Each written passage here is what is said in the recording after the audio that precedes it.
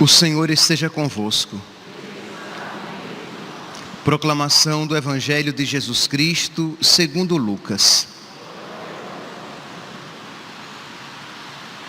Aconteceu que Jesus estava numa cidade e havia aí um homem leproso. Vendo Jesus, o homem caiu a seus pés e pediu: Senhor, se queres, tu tens o poder de me purificar. Jesus estendeu a mão, tocou nele e disse: Eu quero, fica purificado. E imediatamente a lepra o deixou. E Jesus recomendou-lhe: Não digas nada a ninguém. Vai mostrar-te ao sacerdote e oferece pela purificação o prescrito por Moisés como prova de tua cura. Não obstante, sua fama ia crescendo e numerosas multidões acorriam para ouvi-lo e serem curadas de suas enfermidades. Ele, porém, se retirava para lugares solitários e se entregava à oração. Palavra da salvação.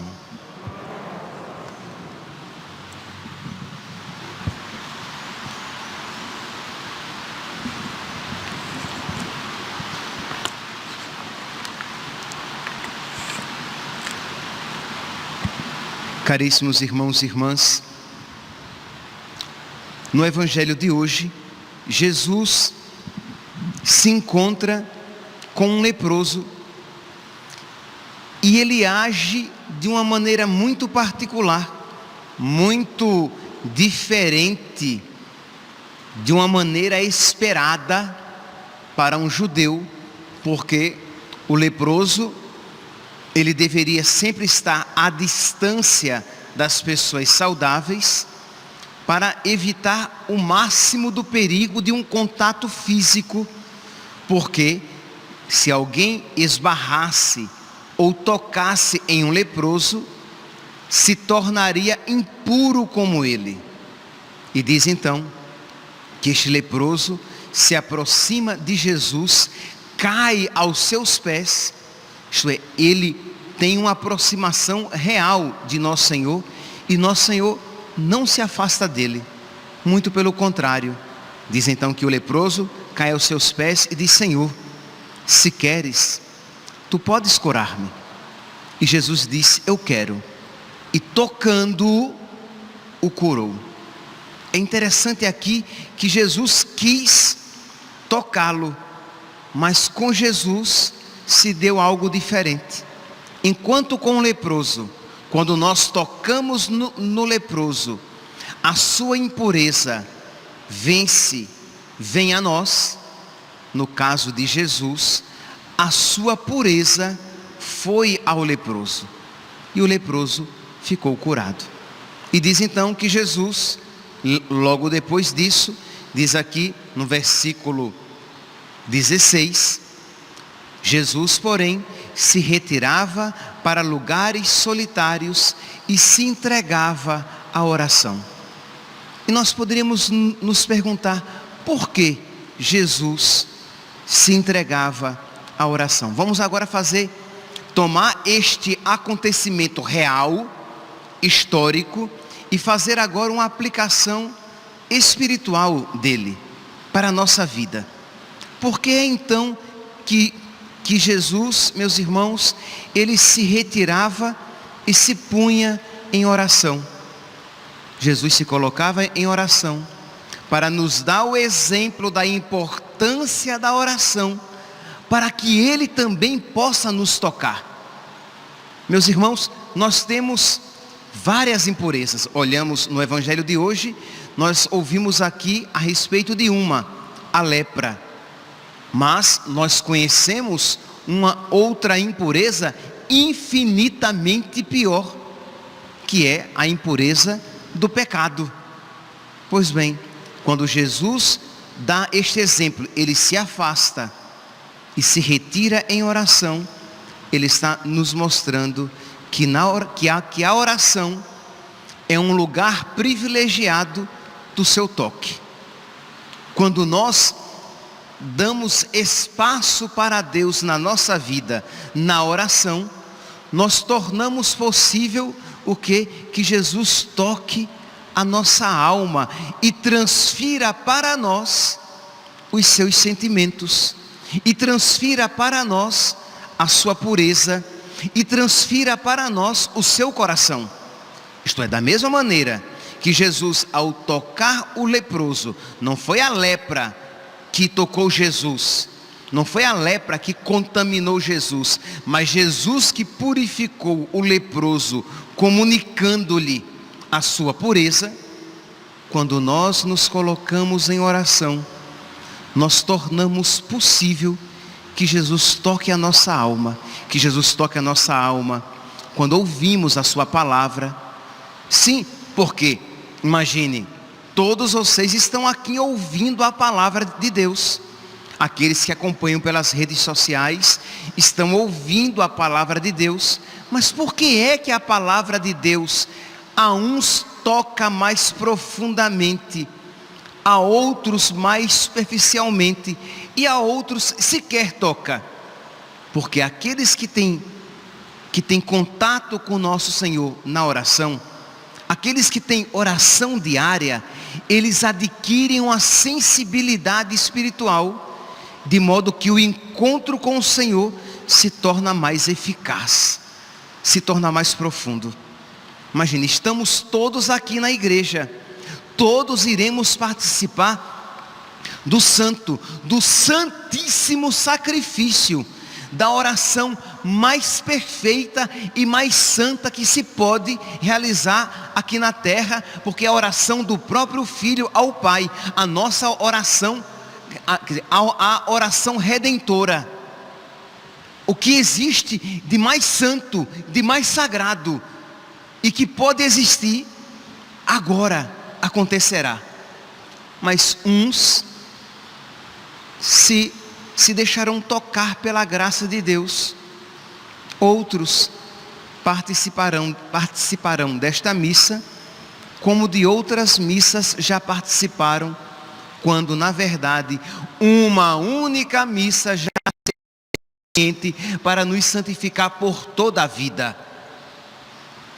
Mas por que é que a uns esta missa tem um efeito tão profundo e a outros nem tanto assim, e em outros efeito algum? Porque, repito, aquele que tem vida de oração, que se encontra com nosso Senhor, ele se torna mais sensível, aberto, disponível ao toque da graça de Deus. Quantas comunhões você já recebeu, mas se você não tem se você não se deixa mover cotidianamente, se você não tem cotidianamente oração, essas comunhões, elas são ou ineficazes, não por culpa de Jesus, porque você está recebendo o corpo, sangue, alma e divindade de nosso Senhor, mas porque você se tornou insensível à graça. Então Jesus aqui, ele vai rezar para mostrar a nós a importância da oração e o quanto nós precisamos rezar para que Ele nos toque e nos livre das nossas lepras espirituais, que são os pecados. Pois bem, São Francisco de Sales, quando ele fala, o evangelho de hoje fala de uma purificação de uma lepra. São Francisco de Sales, ele fala da purificação do pecado. Ele tem um livro clássico que todos nós, que aconselho vivamente que tenhamos, assim, misericórdia, é um clássico católico, um clássico da espiritualidade católica. Então aconselho vivamente a que vocês adquiram e vão lendo. É um livro que a gente vai lendo assim, pouco a pouco. Às vezes uma meditação por dia já é o suficiente, e às vezes você pode passar semanas meditando, refletindo sobre aquela mesma meditação e voltando a ela e ruminando novamente aquele ensinamento até que ele caia no seu coração. Pois bem, então São Francisco de Sales, em uma das suas meditações, ele fala que ele fala a respeito de uma segunda purificação. Ele fala, a primeira purificação é a purificação dos pecados mortais. Nós precisamos nos purificar, nos livrar dos pecados mortais. Então nós vamos ao sacerdote e nós nos purificamos, nós confessamos os pecados mortais e nos livramos de todos eles. Mas ele fala que existe uma segunda lepra, uma segunda purificação que se obtém por meio da oração, não apenas de um pedido único, de uma súplica única, de uma oração única, mas de um pedido constante, de uma súplica cotidiana, de uma oração frequente, isto é, alcançar de Deus a graça da purificação do afeto aos pecados. Ele vai falar aqui no capítulo 7 a respeito dessa purificação. Ele diz que ele traz aqui à memória a saída dos hebreus, dos israelitas do Egito. Ele diz, os israelitas saíram do Egito, eles passaram pelo Mar Vermelho, mas eles continuavam pensando nas cebolas do Egito, nas panelas cheias de cebolas. Deveriam ser muito gostosas essas cebolas do Egito, né? Eles ficavam pensando nas cebolas do Egito. E diz São Francisco, eles saíram do Egito, mas de alguma maneira eles continuavam presos, porque o coração deles lá continuava ainda. Ele dá um outro exemplo da mulher de Jó, que sai de Sodoma antes de ser destruída, mas que ela se volta para trás. E ela se transforma numa estátua de sal, porque embora de Sodoma ela estivesse saindo, de alguma maneira a Sodoma ela ainda estava apegada e não queria se desvincular. E aí ele vai, vou ler aqui alguns trechos, ele vai dizendo que muitas pessoas se afastam do pecado, abandonam o pecado, mas é com certa má vontade de que se privam e que se abstêm daqueles desgraçados deleites, isto é, abandonam o erro, mas abandonam com tristeza, de modo, e isso eu já ouvi várias vezes na minha vida, nesses quase 16 anos de sacerdócio, a frase, às vezes a pessoa diz até jocosamente, rindo, bem que isso poderia não ser pecado, né, padre? Que aí eu faria bem muito. Quer dizer, percebeu? Essa pessoa, ela é amiga do pecado. Ela só não faz porque está proibido. Mas se pudesse, eu faria. Ela ama o pecado. Ela já saiu, entenda, de alguma maneira do pecado, saiu.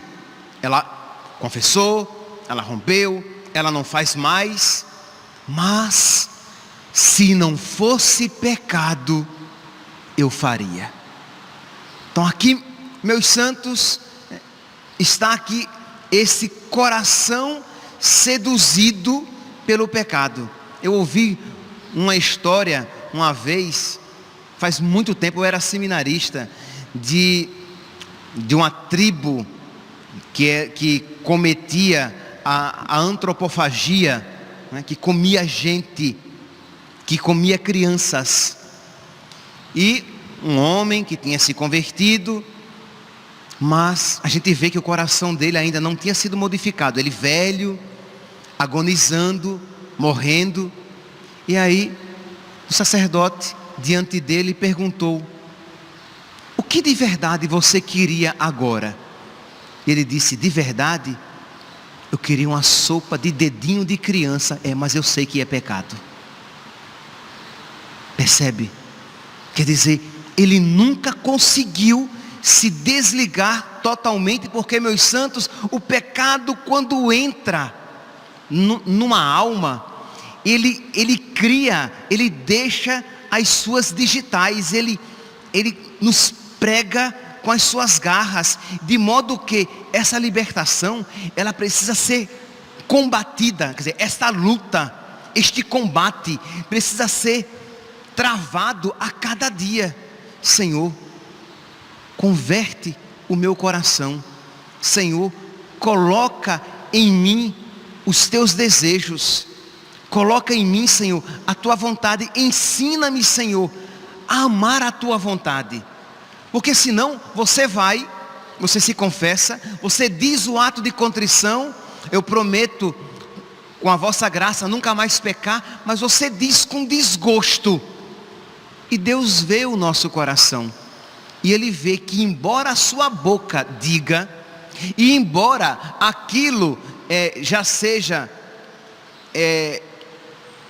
digamos, o suficiente, porque a sua vontade iluminada pela sua inteligência, uma vez iluminada pela graça também, né? Sua inteligência iluminada pela graça leva a sua vontade a dizer: eu não quero pecar, ok, mas os seus afetos precisam também ser evangelizados. Afinal de contas, Deus quer ser amado por nós de todo o coração, com toda a alma e com todo o entendimento. Então, com o coração também, amar a Deus também. Quem diz isso é Santo Agostinho. Deus quer ser amado também pelos nossos afetos. Mas essa é uma realidade que precisa ser trabalhada constantemente. Senão você saiu do Egito, mas continua pensando nas cebolas que lá você comia. Senão você se uniu ao verdadeiro esposo, Jesus, mas continua desejando os seus amantes, os ídolos, entende? E Jesus, que vê o nosso coração, Ele vê que nós estamos com Ele, mas quando na verdade, se não fosse pecado e não levasse para o inferno, eu não estaria com Ele, eu estaria com os meus ídolos, com os meus amantes. Percebe aqui, meus santos, que quando você ouve isso, se você vê, e provavelmente você vê, e se você não está vendo, é por cegueira espiritual, só se você estiver bem evoluído na sua vida espiritual. Se não, você não está vendo por cegueira, que existe isso na sua alma, e que isso precisa ser purificado, e infelizmente, por culpa nossa, isso não é purificado de uma vez para outra. Isto é purificado gradativamente, porque você dá 2 passos, e às vezes retrocede 1, e dá mais 2 passos, e aí você vai lutando pouco a pouco. Continua então São Francisco de Sales. Ele diz: e da mesma sorte, estes penitentes fracos, isto é, estes que se desligam dos pecados mortais, mas continuam ligados afetivamente a pecados, assim, vocês percebem que não é que a pessoa diz assim: eu quero pecar. Ela diz assim: mas se não fosse pecado, eu faria. Então, é sobre isso o que ele está falando, né? Então ele diz: esses penitentes fracos e preguiçosos abstêm-se por algum tempo do pecado, mas é com custo, e eles bem queriam pecar se isso não os condenasse. Então, por pouco tempo eles até conseguem, mas saibam que mais cedo ou mais tarde ele vai voltar a cometer aqueles pecados, porque não houve um rompimento no coração. Então o que tem que haver aqui, meus santos, é o quê? É um ódio ao pecado. Isto é, você começa, e o caminho é esse mesmo, você começa dizendo: eu não quero isso, porque Jesus não quer para mim, e eu não quero. Mas isto é o início. Você precisa depois ir dando passos e dizendo: mas eu não, Senhor, com a tua graça, eu também quero odiar isso, como os santos odiaram. Eu quero amar a tua vontade, como os santos a amaram. Isto é, os santos não apenas fizeram a vontade de Deus como um escravo que faz, senão vai levar uma chibatada. Os santos fazem a vontade de Deus porque amaram a vontade de Deus. É verdade, começaram lutando contra a própria vontade, mas depois se livraram dos desejos desregrados e amaram a vontade de Deus. Então, nós precisamos progredir, saber que esta é a nossa meta, e isto é possível: amar a vontade de Deus e odiar o pecado, deleitar-se na vontade de Deus e não querer deleite algum com o pecado, porque senão você acha que isto já é suficiente, isto é, simplesmente não pecar. Continua São Francisco de Sales de uma maneira tão maravilhosa. Ele fala o quê? Ele diz, ele fala aqui da vingança, ele dá um exemplo. Ele diz, um homem que estava resolvido a vingar-se. Aí ele para e diz, não, está errado, isso é pecado, eu vou me confessar. Ele se confessa e resolve não se vingar. Ok, tá bom. Mas ele diz, este homem, vez ou outra, ele se vê conversando com os amigos e dizendo, mas se não fosse pecado, eu batia tanto na cara dele, eu ia quebrar os dentes dele, mas como não é pecado, eu não vou fazer. Mas percebe que no fundo ele queria bater na cara dele, ele queria se vingar dele, mas como é pecado, eu não faço. Quer dizer, o coração dele ainda não é como o coração de Jesus. E nós precisamos tender a isso, a ter um coração semelhante ao de Jesus, de modo que isto não faça parte do nosso coração. Não, eu não quero isso, não apenas porque Jesus não quer, mas porque eu estou cultivando dentro do meu peito um coração tão bonito, o coração de Jesus, e não o coração do diabo. Isso, meus santos, esta purificação, esses toques de Jesus que vão nos purificando, eles acontecem na oração. E a oração propicia para que os outros momentos espirituais da nossa vida sejam um toque de Deus. Porque, repito o que dizia no início, há pessoas que vêm à missa e não são tocadas por Deus. Há pessoas que escutam a palavra de Deus e não são tocadas por Deus. Há pessoas que admiremo-nos. Há pessoas que recebem a Eucaristia e não são tocadas por Deus. E por que é que elas não são tocadas quando vão à missa, quando ouvem a palavra, quando recebem a Eucaristia? Não são tocadas porque não têm vida de oração. Porque é a vida de oração que nos torna sensíveis aos toques de Deus. E aí, ele continua, ele vai fazer aqui várias... Quer dizer, todos os capítulos são maravilhosos da Filoteia, né? Mas ele vai fazer outras reflexões aqui deste maravilhoso capítulo. E ele diz aqui no finalzinho, ele diz, essas almas que saídas do pecado ainda têm essas afeições, no meu modo de ver, diz ele, parecem-se com aquelas pessoas que estão anêmicas e que não são doentes. Isto é, aquelas pessoas fracas, mas elas não estão doentes. Mas ele diz, todas as suas ações são de doentes. Ela não está doente, ela está anêmica, isto é, ela está sem força, ela está esgotada, mas ela não está doente. Mas comem sem gosto, dormem sem descanso, riem sem alegria, mais se arrastam do que andam. Pois bem, da mesma forma são as almas que fazem o bem com fraqueza espiritual, que não conseguem tirar graça dos bons exercícios que fazem, que são poucos e são pequenos no efeito. Percebe aqui, meus santos, que ensinamento poderoso para a nossa vida espiritual, e que nós precisamos começar a colocar em prática. Então, a cada dia, na sua oração, de você saber que existe uma lepra mais profunda do que o pecado mortal. É o afeto aos pecados.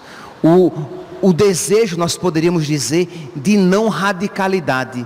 Isso vai nos matando pouco a pouco na nossa intimidade com Deus e tirando até mesmo a eficácia daquelas coisas boas que nós fazemos. Peçamos, meus santos, hoje a Nossa Senhora, aquela que nunca foi seduzida e enganada pelo diabo, para que ela interceda por nós, para que nós também arranquemos do nosso coração todo afeto a qualquer pecado cometido ou que um dia tenhamos querido cometer. Louvado seja nosso Senhor Jesus Cristo. Para sempre seja louvado.